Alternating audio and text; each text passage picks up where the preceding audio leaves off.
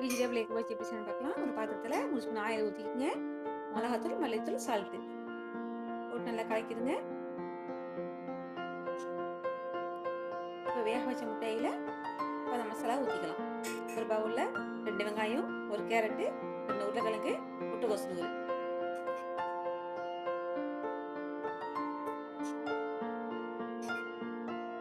மல்லிக்கீரை, கருவேப்பிலை அதையும் போட்டுக்கலாம்.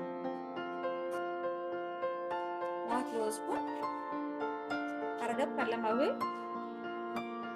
1/4 கப் அரிசி மாவு, தேவையான சால்ட் போட்டுங்க. அது நல்லா மிக்ஸ் பண்ணி பால் பண்ணி வேக தட்டிக்குங்க. வேக வச்சு மசாலா முட்டையை வச்சுக்கலாம். அது மேலே மறுபடியும் வெஜிடபிள் வச்சுங்க. இதில் உருண்டை பிடிச்சி சூடான ஆயில பொரிச்சு எடுத்துக்கலாம். சுவையான வெஜிடபிள் எக் பஜ்ஜி ரெடி. அஸ்ஸலாமு அலைக்கும்.